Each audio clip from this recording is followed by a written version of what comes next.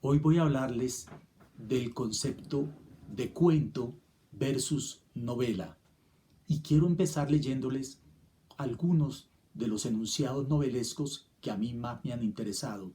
El primero es: vine a Comala porque me dijeron que aquí vivía mi padre, un tal Pedro Páramo.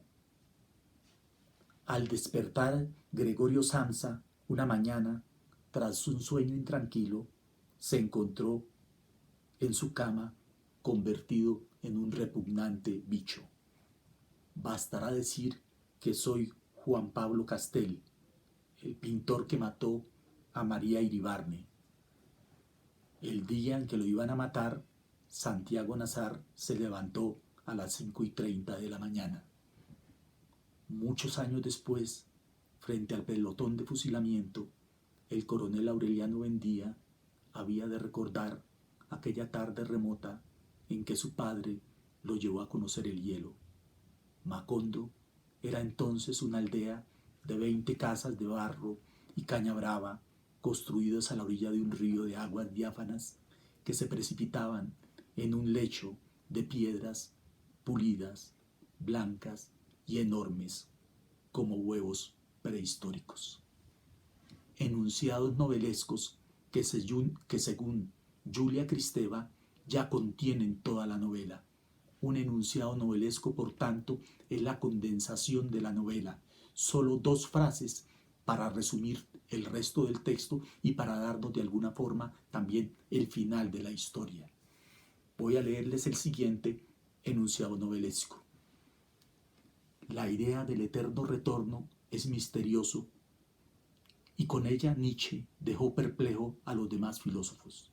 Pensar que alguna vez se haya de repetirse todo tal como lo hemos vivido ya, y que incluso esa repetición haya que repetirse hasta el infinito.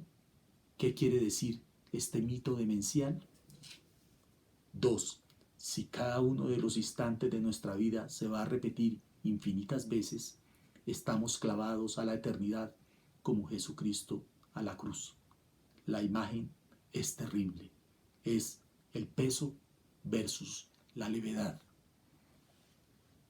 En este caso, el enunciado novelesco tiene una particularidad.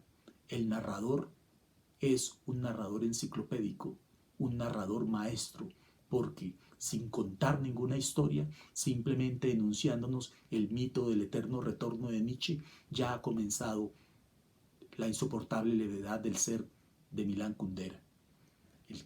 El siguiente concepto que quiero mostrarles es la voz real. La voz real para mí equivale al discurso, a la trama, a la voz del autor. No hay que confundir esta voz real, que es la voz discursiva o lingüística, con la voz que finge. La voz que finge la historia, es la fábula y es la narración.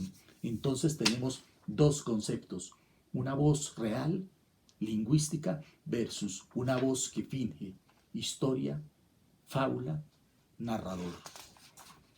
Novela, para mí, tiene las siguientes coordenadas. La primera es el espacio, que es el escenario donde se desarrolla el ambiente de los personajes. Segunda coordenada, el tiempo, que es la historia, la duración. Tercero, las instancias narrativas. La primera, que son los personajes dialécticos, problemáticos, densos, no planos. Y por último, el narrador, que como habíamos dicho, es una voz que finge en primera, segunda, tercera persona, heterodiegético, intradiegético, extradiegético, o un foco, una focalización que puede ser por detrás, múltiple externa, interna o variable, visión con, y visión desde fuera, que es el testigo ocular. La novela, para mí, es un género arcaico, un género que parte de géneros muy viejos.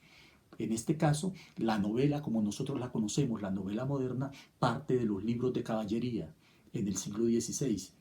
de la novela picaresca, de la novela de folletín y la novela pastoril o bucólica. Luego la novela es un invento del siglo XVI, pero que de alguna manera había tenido sus precursores en los libros de caballería, en las novelas picarescas y en las novelas pastoriles y en las novelas de folletín por entregas. La novela es una épica de la sociedad moderna, es una época de la revolución burguesa. Por tanto, nuestro Homero es el Quijote. Cervantes es el Homero de la modernidad, el antihéroe. Vuelvo y repito, la novela es la épica de la sociedad moderna, la épica de la revolución burguesa, y Cervantes es un Homero moderno. Novela la opongo a cuento. Cuento equivale para mí a una noción de clímax, de intensidad, tensión y significación, que siempre termina noqueando al lector porque es puro clímax, mientras la novela va ganando por puntos, porque va minando poco a poco al lector hasta que el lector queda convencido del desarrollo ideológico de sus personajes. Por tanto, para mí el cuento es un cuerpo que no tiene sistema óseo, es un cuerpo que es solo carne, pero que le falta el sistema óseo, es decir, le falta el sistema ideológico. Un cuento no está incipiente, en estado incipiente la ideología, mientras en la novela el desarrollo ideológico es total. Es decir, en una novela nada puede faltar, porque tiene todo el tiempo para desarrollar ideológicamente, psicológicamente, profundamente a cada uno de sus personajes. La novela, para mí, tiene 4 fases fundamentales. La realista, el realismo psicológico, que comienza con Dostoyevsky, Crimen y Castigo y El hombre del subsuelo. La novela histórica de León Tolstoy, Guerra y Paz. La novela del tiempo, que es Marcel Proust, En busca del tiempo perdido. Y por último, la novela polifónica, que es la novela del contrapunto, la novela coral, que la inicia Joyce y que termina con Virginia Woolf, pasando por William Faulkner, el monólogo interior, el soliloquio, el fluido de conciencia. Kafka, para mí, es la edad caótica, y es la edad caótica porque es una novela de entreguerras. Es la novela expresionista por excelencia, es la metamorfosis, que realmente su traducción sería la transformación. El expresionismo es la transformación del impresionismo hasta volverlo deforme, volverlo monstruoso.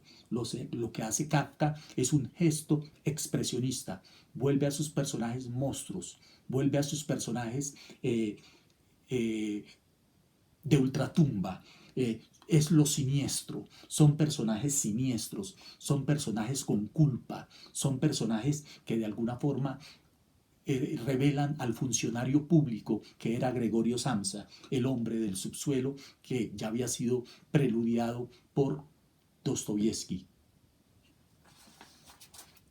Quiero mostrarles también 2 nuevos conceptos, lo anafórico y lo catafórico. Hay novelas y cuentos que no inician ni terminan. Si no inician, es un comienzo anafórico. Si no terminan, es una novela catafórica, que no termina. Las novelas pueden empezar in media res, por la mitad de la historia, u en extrema res, por el final de la historia. Es decir, las novelas policíacas terminan con el asesinato y el resto hay que reconstruirlo nuevamente durante el desarrollo de toda la novela, porque empezó por el final, in extrema res. Para terminar, quería compararles la épica con la lírica, con el cuento y con la novela. La épica es el género perfecto, es el género cerrado, lejano, es el pasado absoluto, que según Bakhtin ya no tiene continuación, ya que ya fue dicho y así quedó, cerrado, perfecto, lejano. Mientras la lírica es el género vertical por excelencia, porque es puro instante, es pura sincronía. Al final dejo el cuento. El cuento, siendo un género antiguo, pensemos en Las Mil y una Noches, es cíclico y cerrado. La novela, por el contrario, es espiralada, es una espiral abierta al infinito, es una obra abierta que nunca acaba, es la novela interminable.